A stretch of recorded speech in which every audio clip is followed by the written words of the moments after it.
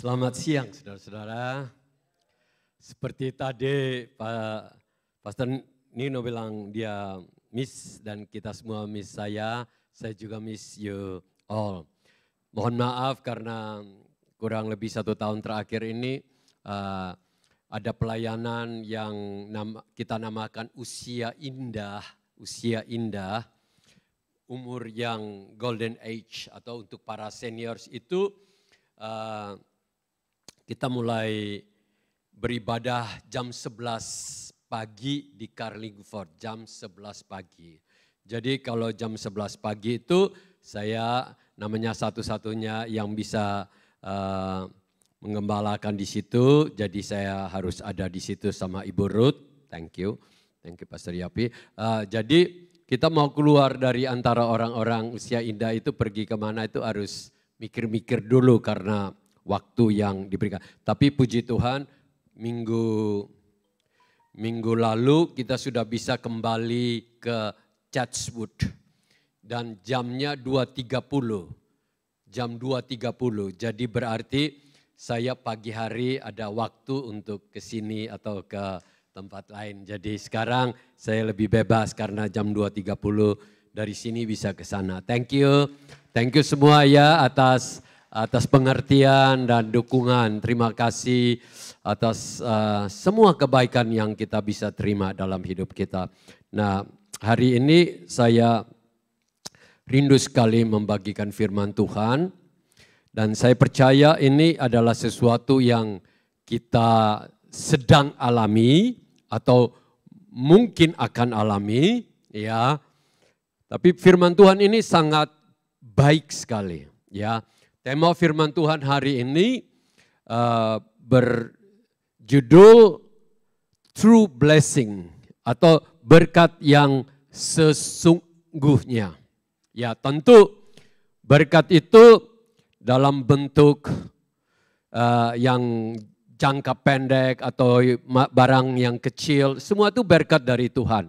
Cuma ini yang satu ini kita harus memiliki sikap hati yang benar, kita akan menerima berkat yang sesungguhnya. Mari kita sama-sama membaca firman Tuhan dari 2 Korintus 12 ayat 6 sampai ayat yang ke-10.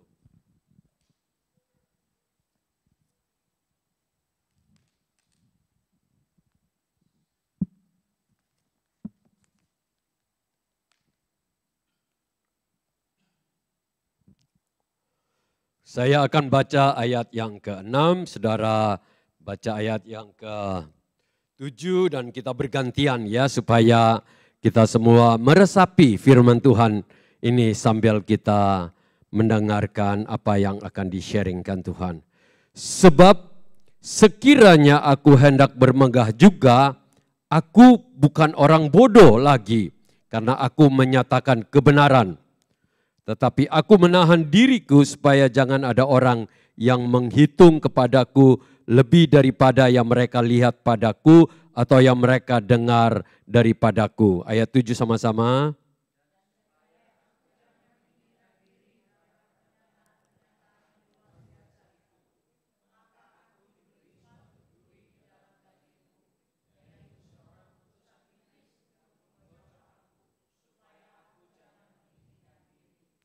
Tentang hal itu aku sudah 3 kali berseru kepada Tuhan supaya utusan iblis itu mundur daripadaku.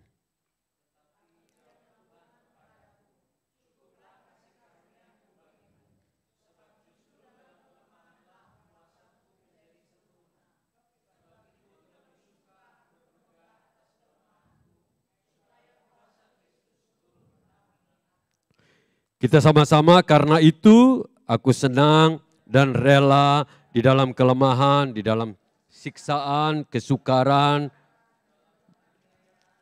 dan kesesakan oleh karena Kristus. Sebab jika aku lemah, maka aku kuat.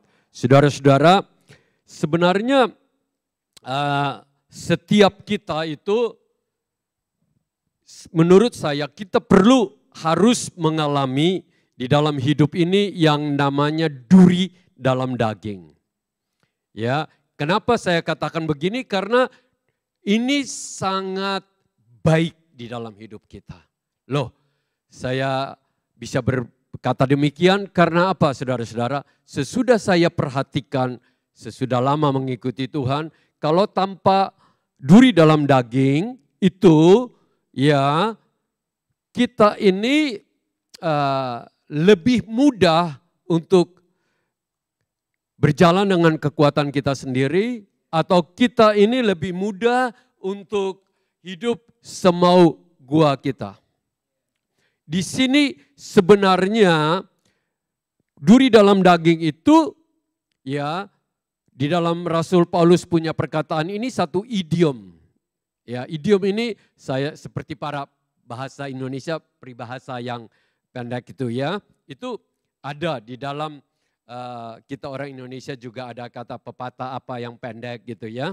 Nah, duri dalam daging itu bukan berarti dia kemana-mana ada duri. Memang ini kita pernah alami waktu saya masih kanak-kanak, kalau ada duri dalam daging, itu kalau tidak dikeluarkan dulu, itu malam itu tidur nggak enak karena dia ada apa?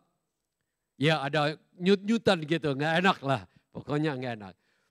Nah, duri dalam daging yang dimaksudkan di sini ya adalah sesuatu yang mengganggu, yang menekan, yang membuat dia susah, yang membuat dia menderita atau menganiaya dia.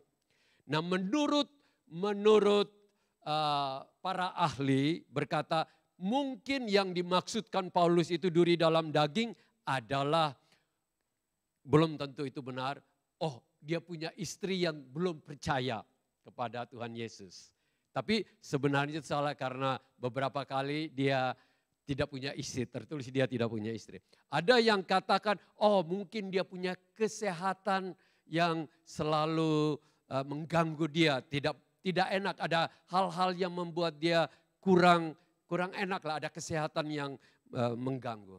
Ya, terus ada yang bilang, oh mungkin karena rambutnya gundul, dia memang digambar rambutnya itu di atas gundul, mungkin itu membuat dia kurang pede, jadi itu dia pikir pede. Tapi itu juga enggak benar. Tapi yang di sini dia katakan ada utusan iblis yang menggocoh dia.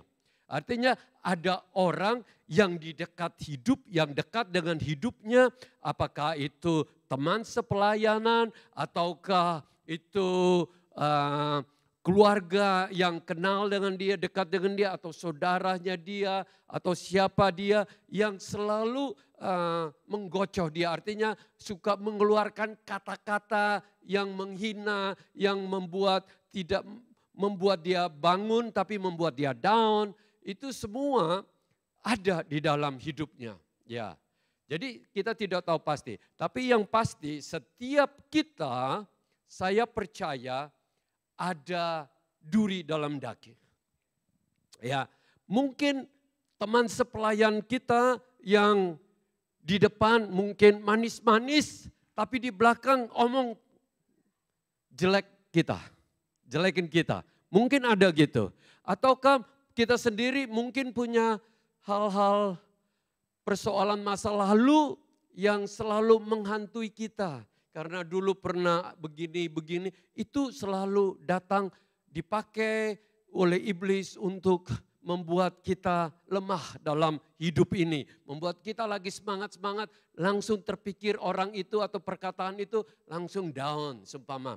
Ataukah mungkin ada suami atau istri yang tidak se-value atau searah sehingga sering bertengkar di rumah. Akhirnya membuat hidup ini seperti ya neraka di rumah. Ada yang demikian.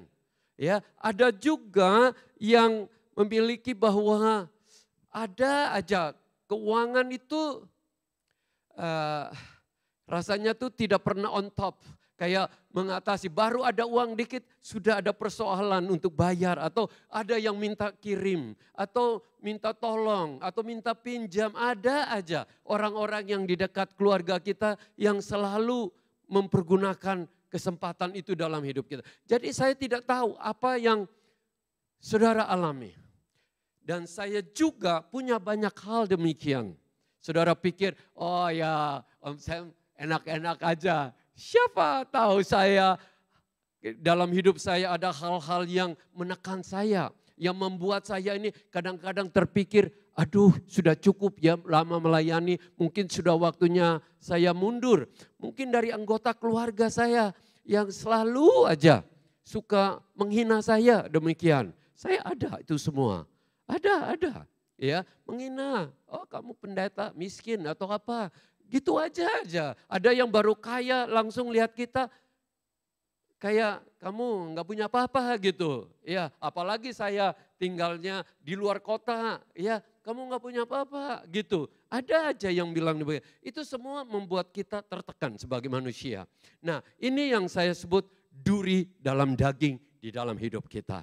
Ya, jadi hari ini kita akan belajar bagaimana supaya apa yang ada di dalam hidup kita itu bukan saja itu akan merusak, menjatuhkan hidup kita, tetapi akan membuat kita makin mengalami hal-hal yang luar biasa di dalam hidup kita. Kita mau belajar akan hal ini, amin? Nah, yang pertama mari kita baca ayat yang ke-6.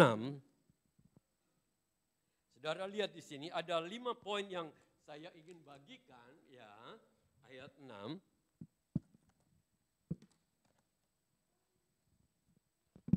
Sorry, ini Alkitabnya baru jadi dia mau terlipat lagi ke dalam. Mesti begini supaya bisa. Okay. Nah, ayat 6 di sini Rasul Paulus ini dia baru saja dalam ayat 12 ini dia mengalami hal yang luar biasa di dalam hidupnya. Dia diangkat dibawa ke sorga. Dibawa ke sorga, ya. Dia itu melihat hal-hal yang luar biasa di sorga. Tentu dia waktu kembali ke dalam dirinya, dia tentu ingin cerita ke orang-orang, wow, saya so spesial, dibawa sama Tuhan, bertemu dengan Tuhan Yesus, mungkin dengan Raja Daud atau mungkin dengan Bapak Abraham. Saya ini spesial, saya lebih dari rasul-rasul yang lain yang sudah begitu hebat tapi tidak pernah dibawa ke sorga. Di situ dikatakan sorga ketiga. Ya, di sorga ketiga itu bukan karena ada sorga pertama, ada sorga kedua, ada sorga ketiga. Itu hanya disebut sorga ketiga itu karena apa? Karena sorga itu, ini untuk pengertian ya, sorga yang kita sebut itu ada orang punya pengertian begini. The first sorga itu atmospheric. Kalau kita dalam suasana sedang beribadah ya, atau kita di satu tempat yang nyaman, kita merasa begitu kayak heavenly sekali. Itu kita katakan seperti di sorga. Bukan, kita pernah gitu kan.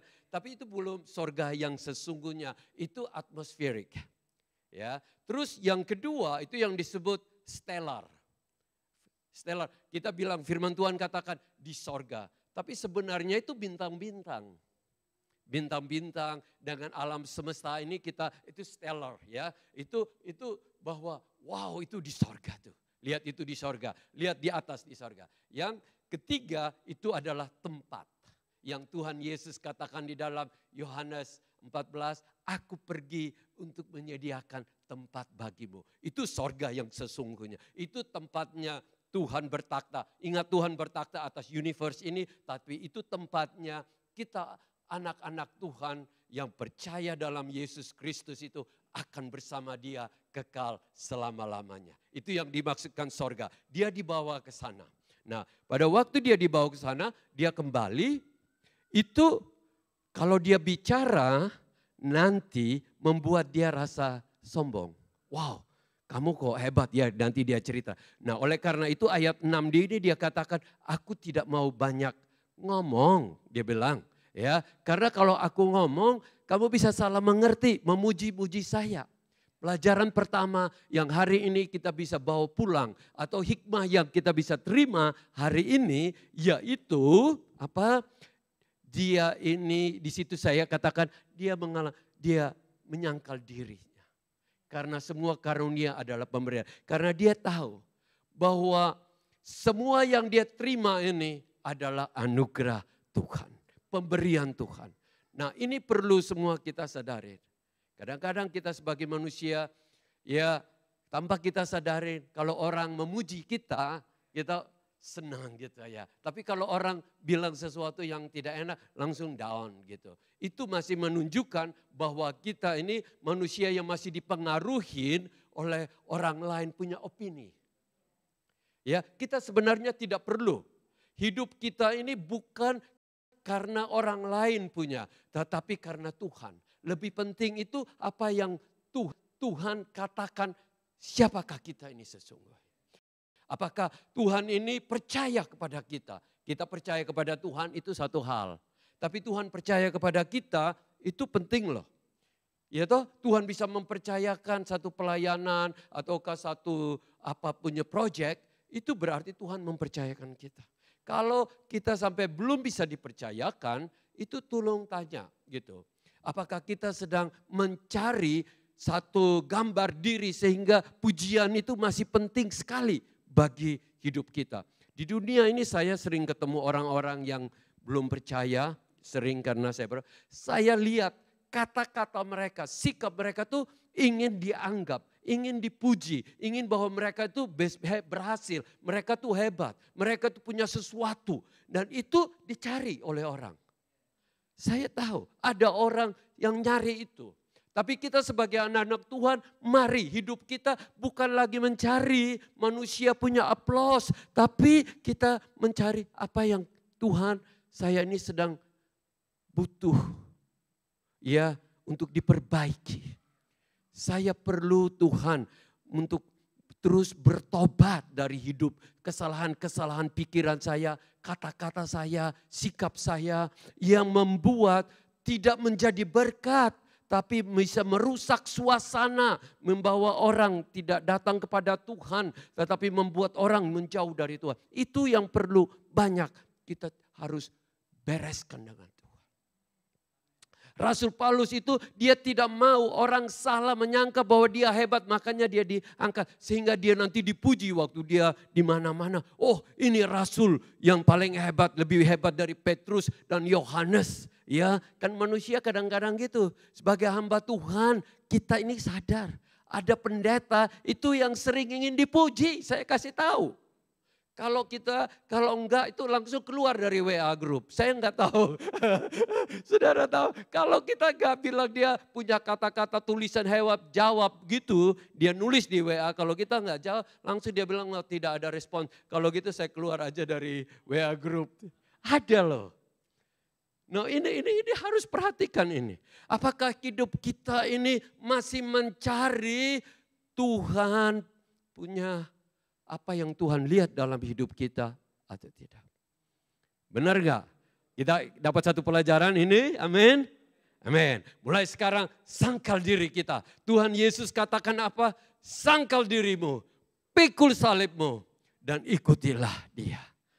Kenapa? Karena kalau hidup ini hanya opini orang selalu berubah. Kadang-kadang dia puji kita, kalau dia nggak senang sama kita, dia put us down. Benar nggak? Bisa up and down kan hidup ini. Udah kalau hidup begitu capek. Benar kan? Capek kalau hidup begitu. Saya hanya mau hidup ini untuk Tuhan. Itu aja. Saya tahu saya tidak sempurna, saya masih ada kesalahan. Tapi saya hanya lihat Tuhan yang bereskan dengan saya. Karena orang lain itu bisa salah mengerti. Orang salah pun dia puji-puji. Benar kan? Berapa banyak orang yang puji-puji itu. Presiden ini ataukah pejabat ini atau bintang film ini. Tapi tahu ujung-ujungnya apa? Ya kan? Ujung-ujungnya jelek. Oleh karena itu hari ini mulai belajar tuh hidup kita tidak usah memuji orang lain. Mendingan puji Tuhan. Enggak usah cari perhatian orang lain. Cari perhatian Tuhan. Roh Kudus lebih penting bereskan hidup ini. Karena pada waktu penghakiman enggak ada orang lain yang hakimin kita. Hanya Tuhan yang hakimin kita. Amin.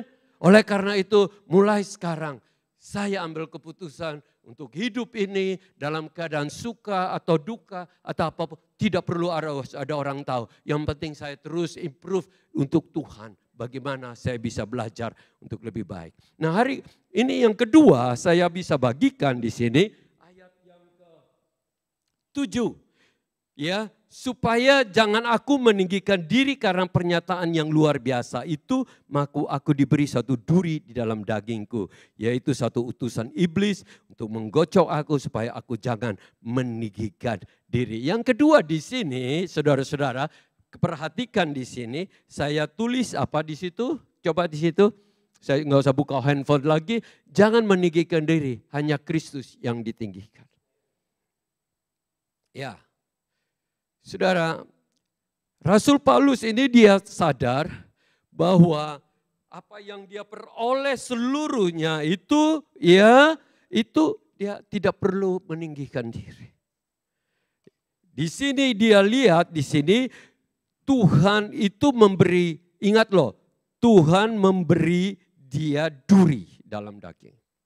Wow, apakah Tuhan ini jahat sama kita? Bukan.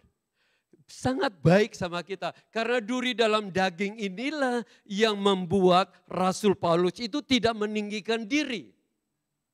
Jadi ada sesuatu yang tidak enak dalam hidup kita, jangan kita langsung bilang, aduh ini kutuk, ini karena dosa saya, atau ini karena apa. Tetapi belajar bilang begini, Tuhan apa yang engkau maksudkan dengan kejadian dalam hidup ini. Atau sesuatu yang sedang saya alami ini agar saya bisa belajar dari ini.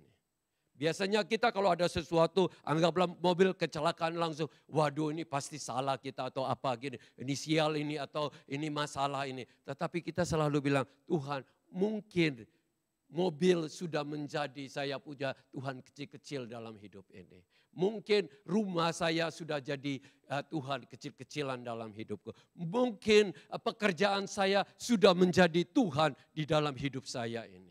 Nah ini penting sekali, Tuhan mengizinkan ini terjadi agar supaya dia tidak sombong diri.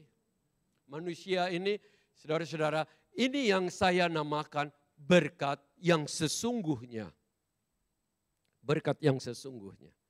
Saudara tahu enggak ya, saya hanya kasih contoh, ada seorang gadis biasa melayani Tuhan di gereja.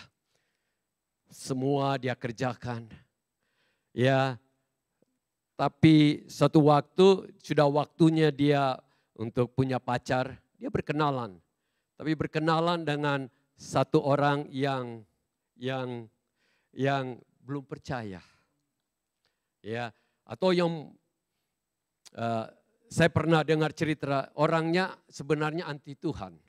Tapi karena ganteng, karena cocok, ininya cocok, akhirnya jatuh cinta. Sesudah pacaran, pelayanan makin mundur. Datang gereja mulai jarang. Nama Tuhan mulai jarang-jarang disebut, takut nanti tersinggung. Dan akhirnya, saudara-saudara, lupa sama Tuhan sama sekali. Kira-kira cowok itu berkat atau apa kira-kira? Bukan berkat yang sesungguhnya. Benar kan? Karena kalau berkat yang sesungguhnya itu akan membawa kita makin dekat kepada Tuhan, makin percaya, makin hidup di dalam jalannya, dan makin menyatu dengan Tuhan. Makin hati Tuhan ada dalam hatiku. Itu baru namanya berkat yang sesungguhnya. Oleh karena itu di sini saya ingin bagikan meskipun itu duri, tetapi kalau itu bisa membawa kita rendah hati dan kita bisa makin memuji Tuhan, dan di sini saya katakan tidak ada lagi yang ditinggikan dalam hidup saya, tetapi hanya Kristus, itu baru namanya berkat dalam hidup ini. Kenapa? Karena kalau kesombongan itu merusak hidup kita sekali. Firman Tuhan katakan kesombongan itu adalah musuh Tuhan. Hati-hati nih. Ya, banyak kita sebenarnya sudah diterima oleh Tuhan jadi anaknya, tapi anak yang sering menjadi musuh Tuhan karena apa? Kesombongannya itu belum ditinggalkan, belum dilupakan, tetapi terus bawa dalam hidup ini. Saudara-saudara yang dikasihi, tidak enak ada duri dalam daging. Tetapi justru duri dalam daging ini membuat ini tadi dikatakan apa? Kasih karunia itu bisa luar biasa dalam hidup kita. Artinya makin kita rendah hati itu otomatis kasih karunia kita itu makin besar. Coba kalau kita melayani dengan kekuatan kita sendiri, kelihatannya hidup ini dengan berjalan dengan kelihatannya oke. Tapi sebenarnya kita ini makin jauh dari Tuhan karena Tuhan itu tidak kita sesungguhnya akuin di dalam hidup kita. Tetapi yang kita akuin adalah, oh, I can make it by myself. Saya bisa hidup dengan kekuatan saya sendiri. Saya berhasil karena saya berhasil karena kerja kerasnya saya berhasil karena pintarnya saya saving atau ini. Padahal kita harus akuin bahwa segala sesuatu yang kita terima itu dari Tuhan. Oleh karena itu setiap hari kita meninggikan nama Tuhan. Di sini ada orang tua yang punya anak yang membuat itu duri dalam daging, beban terus. Ada. Tetapi justru disitulah kita terus berdoa. Karena semuanya anak berhasil, anak enak, pesta-pesta, jalan-jalan terus. Hati-hati. Lama-lama lupa Tuhan di dalam hidup ini. Jadi ada sesuatu yang tidak enak di dalam hidup kita, sebenarnya Tuhan izinkan itu terjadi supaya Dia bisa mengarahkan kita ke jalan yang benar. Saudara-saudara, kuda liar itu hanya harus ditameng benar-benar, harus kadang-kadang dicambuk supaya dia bisa masuk kandang. Sesudah masuk di kandang baru bisa dia diatur menjadi kuda yang berguna atau kuda pecuan atau apapun. Penting sekali loh saudara-saudara. Kadang-kadang kita manusia ini tanpa kita sadar meskipun saya sudah jadi seorang yang melayani sudah cukup lama dari masa muda sampai tua sekarang. Saudara-saudara, ego tuh bisa muncul. Ego manusia itu muncul. Iya. Oh kalau ego mungkin nggak puji-puji mungkin nggak terlalu efek gitu ya. Tapi waktu orang menghina kita. Tersinggung enggak? Tersinggung enggak? Tersinggung itu tanda masih ada ego. Sama aja. Kalau orang yang seperti Tuhan Yesus. Waktu di atas kayu salib. Dihina habis. Tapi responsnya dia apa? Tidak ada yang dia balas gitu. Awas ya saya jadi ini datang saya hukum kamu ya, apalagi itu prajurit Romawi yang begitu luar biasa menganiaya dia. Memang kita tidak perlu harus dicambuk seperti Tuhan Yesus disalib itu ya. Tetapi persoalan yang kita alami ini, biarlah ini menjadi salib di dalam hidup kita yang membuat kita itu makin melihat salib Kristus. Karena kalau hidup ini saya hanya pelajaran kan, kita banyak bergaul di luar. Orang kalau sudah mulai berhasil, dulu waktu dia susah, ikut Tuhan, berdoa terus, Tuhan tolong.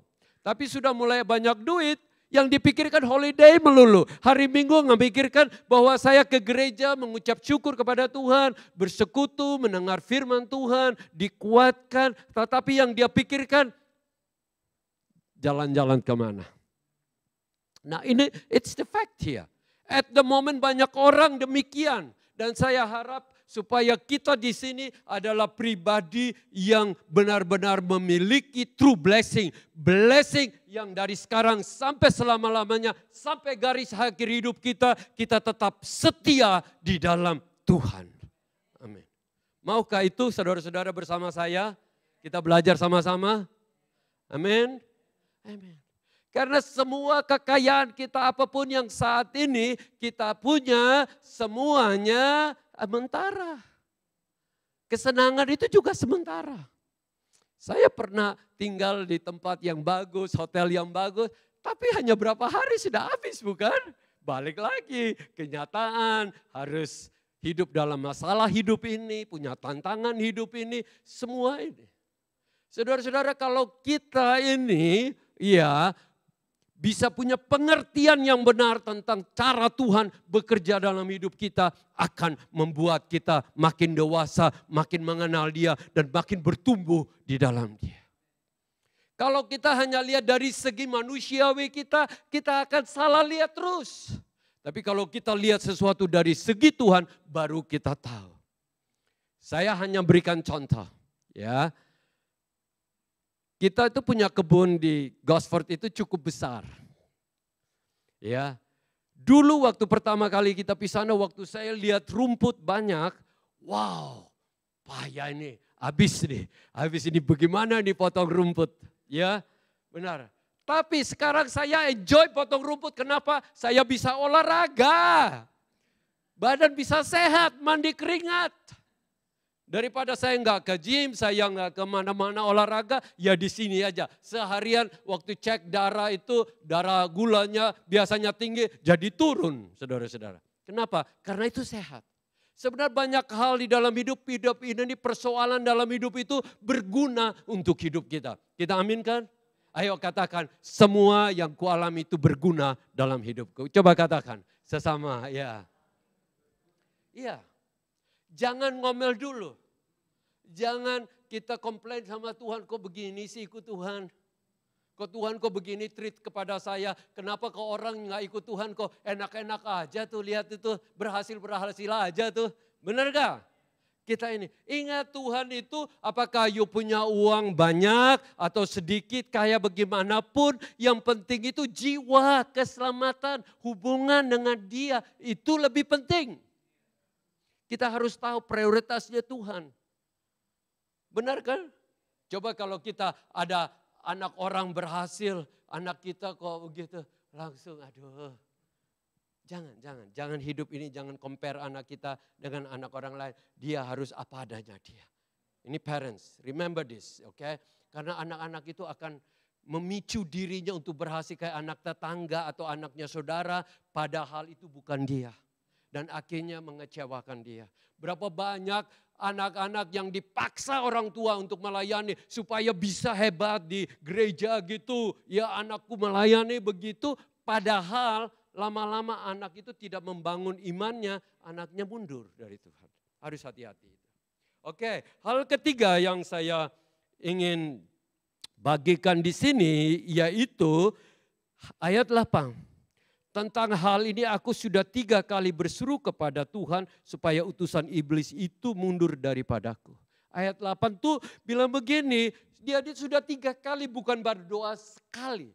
3 kali dan dia memohon Tuhan, ini duri dalam daging, orang yang menggocok aku ini. Biar dia Tuhan angkat saja sudah Tuhan. Bawa dia ke tim lain aja. Atau jangan di gereja ini Tuhan. Jangan, tetapi kok Tuhan tidak angkat-angkat. Tuhan tidak angkat-angkat itu. Satu yang poin pertama saya ingin sampaikan di sini adalah tidak semua doa kita itu dijawab oleh Tuhan. Semua permohonan kita itu belum tentu dijawab oleh Tuhan. Semua tangisan keluh itu belum tentu dijawab oleh Tuhan. Itu penting loh. Kenapa? Karena ada orang kalau doa tidak dijawab langsung mulai patah semangat gitu. Doanya sudah mulai, aduh Tuhan gak jawab kali ini, berarti Tuhan tidak. Tidak, saya ingin sampaikan di sini. Saudara-saudara, bahwa Tuhan itu menjawab sesuatu yang berguna bagi kita. Mungkin kita pikir itu baik bagi kita, tetapi belum tentu itu berguna bagi kita. Di surat-surat yang lain Rasul Paulus katakan begini, bukan semua barang yang baik itu berguna bagi kita. Oleh karena itu kita harus lihat apakah ini berguna untuk hidup kita. Untuk membangun iman kita, membangun keluarga kita atau menjadi berkat atau nama Tuhan dipermuliakan atau yang baik aja gitu. Tapi belum tentu itu berguna dalam hidup kita. Jadi penting sekali. Okay. Saya ingin katakan penting sekali kita terus berdoa. Berdoa itu bukan hanya permohonan saja. Ya kan? Ada orang kan berdoa hanya datang, Tuhan saya mohon supaya Tuhan lindungi saya, Tuhan berkatin saya, Tuhan tolong ini, Tuhan tolong ini, itu. Saya ingin katakan teman pendeta muda dari orang Korea yang melayani di sini, Dia selalu kata begini, Om Sam, di Korea itu kita selalu dengar bahwa orang Korea itu berdoa luar biasa. Benar. Kita selalu bilang amin, kita senang ya. Tapi dia bilang tidak semua orang yang datang berdoa jam 4 pagi di bukit-bukit doa itu benar-benar berdoa untuk kemuliaan Tuhan. Banyak itu hanya berdoa untuk kebutuhan mereka. Dia katakan begini, lo bisa begitu Mike saya panggilnya. Dia bilang begini Om Sam, sebelum ujian akhir atau sebelum ujian-ujian itu waduh banyak ibu-ibu, bapak-bapak datang berdoa. Karena bagi orang Korea keberhasilan di sekolah itu sangat penting bagi orang Jepang atau orang Korea. Ya, tapi belum tentu ya mereka berdoa pagi-pagi begitu itu ini. Tapi kenapa dia bilang, nanti sudah habis ujian, sudah jarang orang datang lagi. Itu menunjukkan sebenarnya kita itu bukan mencari Tuhan. Kita hanya cari Tuhan untuk mendapat berkat dari Dia. Saya nggak ada masalah gitu. Cuma kalau ada seseorang tiap hari datang kunjungi saudara. Aduh bapak baik, ibu baik gitu ya. Tapi ujung-ujungnya bisa pinjam uang dulu gitu. Kira-kira saudara pikir orang ini baik sama kita atau ada motif, ada udang di balik batu. Benar gak enggak? Oleh karena itu kita harus tahu bahwa Tuhan pun tahu hati kita. Sudah dapat lupa sama Tuhan.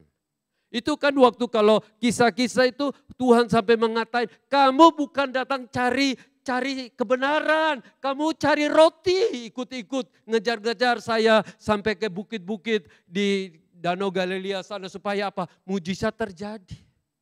No, mulai hari ini cari hati Tuhan itu lebih penting. Karakter Tuhan yang Dia mau itu ada dalam hidup kita. Apa keinginan Tuhan dan rencana Tuhan dalam hidup kita supaya kita selalu berjalan dalam true blessing. Benar kan? Sekarang kita terima uang sekali lagi. Tapi membuat kita jauh dari Tuhan. Kira-kira itu berkat? Saya nggak salah, saya harap kita semua diterima uang. Tapi uang itu makin membuat kita makin melakukan kehendak Tuhan. It's good. Oke, nah sekarang yang keempat di sini. Ini jawab Tuhan, tetapi jawab Tuhan kepadaku ayat 9. Cukuplah kasih karuniaku bagimu sebab justru dalam kelemahanku asaku menjadi sempurna. Sebab terlebih suka aku bermegah atas kelemahanku supaya kuasa Kristus turun menaungi aku. Apa yang saya tulis di situ saudara-saudara? Coba saudara baca di situ. Ya, di sini. Kuasa dan kasih karunia-Nya makin sempurna dan menaungi hidupku. Ya, saat aku mengalami hal-hal yang tidak enak di dalam hidupku. Ya, saudara-saudara, kalau Tuhan menjawab doa dari istrinya Billy Graham, waktu dia masih gadis, ya, dia tulis Ruth Graham kasih tahu, dia bilang begini, kalau Tuhan menjawab doa saya yang itu saya tangisi, saya puasa itu untuk mendapatkan, untuk bisa menikah dengan cowok itu, sekarang saya menjadi, waktu itu dia bilang, saya menjadi istri dari seorang narapidana. Iya toh? Karena yang dia kejar-kejar itu akhirnya satu orang penjahat masuk di penjara. Dan kedua, dia bilang kalau Tuhan menjawab doa saya yang saya nangis-nangisin waktu itu, kenapa saya kok tidak dapat cowok yang ganteng ini, akhirnya apa? Cerai dengan istrinya. Laki-lakinya alkoholik atau apa gitu. Ya, coba bayangkan. Tetapi Tuhan mengirim Billy yang akan membuat hidup saya sangat berguna dan membawa nama Tuhan dipermuliakan. Saya bisa membantu mendoakan dia, mendukung pelayanan sehingga pelayanan Billy Graham bisa mendunia karena saya terus menopang dia, saudara-saudara.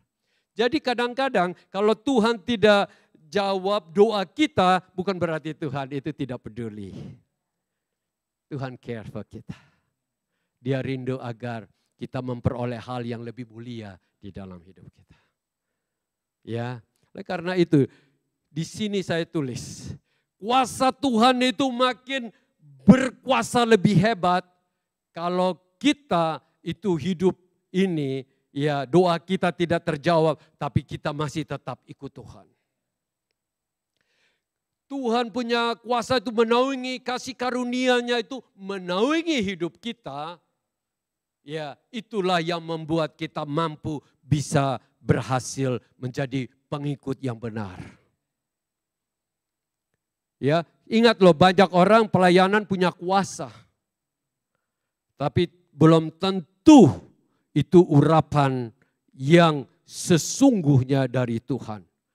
Ya, oleh karena itu saudara-saudara, kita ini hidup di dalam kuasa Tuhan. Kalau saya lihat Rasul Paulus,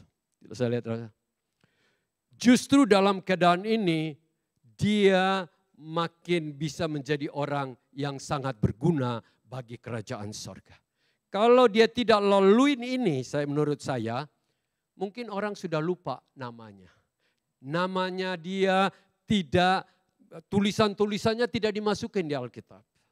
Justru karena dia melalui hal-hal demikian, para bapak-bapak yang mengatur kitab-kitab ini, bapak-bapak gereja mula-mula yang mengcompile ini, canon ini, buku dari perjanjian lama dan perjanjian, mereka pilih semua Rasul Paulus punya tulisan yang dimasukin. Kenapa? Karena disinilah kasih karunia Tuhan itu besar. Sehingga sampai hari ini kita masih sebut nama salah satu misionaris terbesar di dunia, yaitu Rasul Paulus itu. Meskipun banyak duri di dalam dagingnya, tapi dia bisa apa? Menang atas ini semua. Saudara-saudara. Jadi kalau ada sesuatu yang Tuhan izinkan terjadi, jangan kecewa dulu. Tapi tanya Tuhan, Tuhan, wow, saya akan menerima kuasa. Saya akan menerima kasih karunia. Ingat loh, kasih karunia itu grace, bahasa Inggrisnya bagi saudara. Kasih karunia, grace itu yang bagi yang punya anak nama Grace di sini bagus ya. Grace itulah kekuatan yang memampukan kita. Grace itu kita diterima oleh Tuhan meskipun kita itu tidak selayaknya diterima, tapi karena grace of God itu dalam hidup kita. Wow, kita semua diberkati hari ini. Oke, yang terakhir saja. Ya, kita akan baca.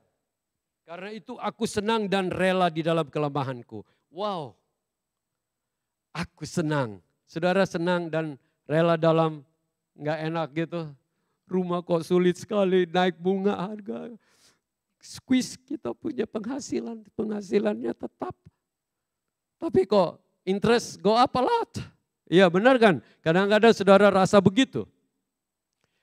Tapi justru dalam itu menurut saya saudara akan melihat mujizat Tuhan, campur tangan Tuhan. Kadang-kadang kita sudah terbiasa dengan hanya gaji kita atau penghasilan kita bayar. Seperti orang yang tidak percaya pun alami yang sama. Tetapi kalau kita mau mengalami hal-hal mujizat, campur tangan Tuhan, kuasa Tuhan. Di dalam hidup kita, kita bilang Tuhan saya rela dengan apapun yang terjadi. Yang penting saya ada dalam Tuhan. Yang penting saya kuat dalam Tuhan. Amin. Jadi tetap rela, ya senang dan rela dalam kelemahan. Kita kadang-kadang, kita sebagai manusia punya kelemahan. Ya, ingat loh, kelemahan karena dosa kita perlu perbaiki.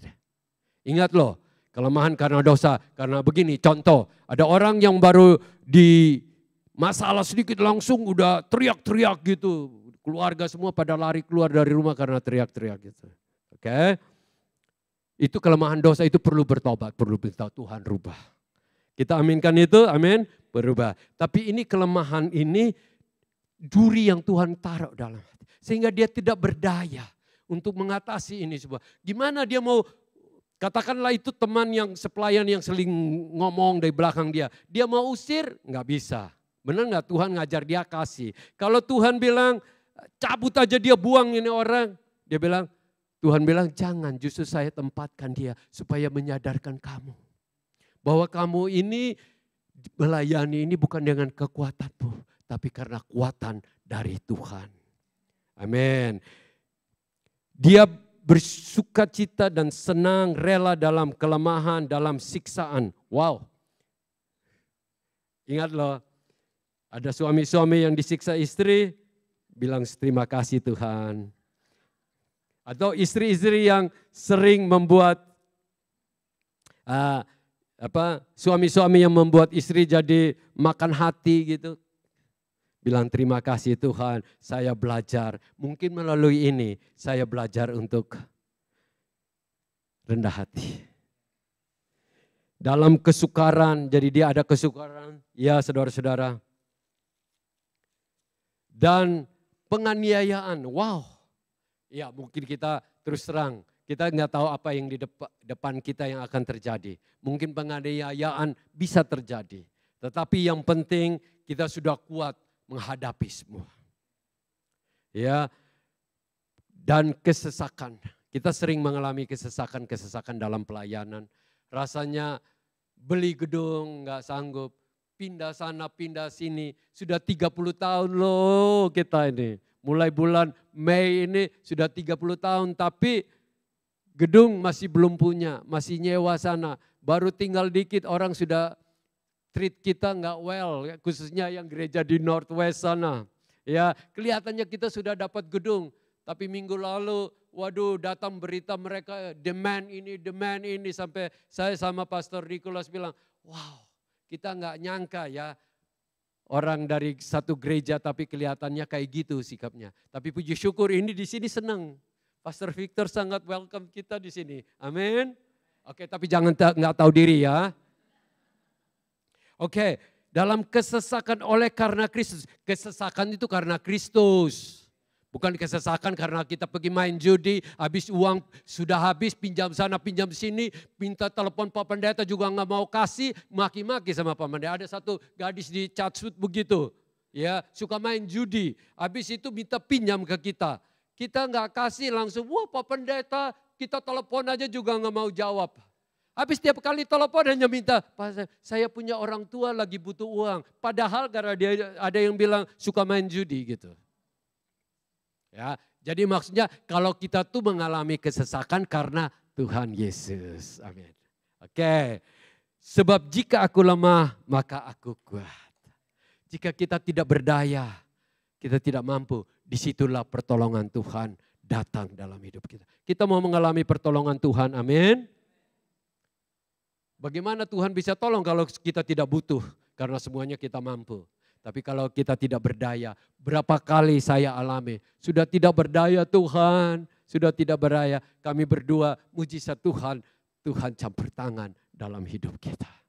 Kan itu baru rasanya, wow Tuhan kita itu hidup, Tuhan itu mengasihi kita dan Tuhan itu mempercayai pelayanan ini dalam hidup kita. Oleh karena itu saudara-saudara, sekali lagi saya hanya ulangi lagi. Dalam keadaan apa? Biar nama Tuhan yang dipuji. Kita sangkal diri kita. Jangan lagi kita cari approval dari orang. Yang kedua, kita itu dalam keadaan apapun.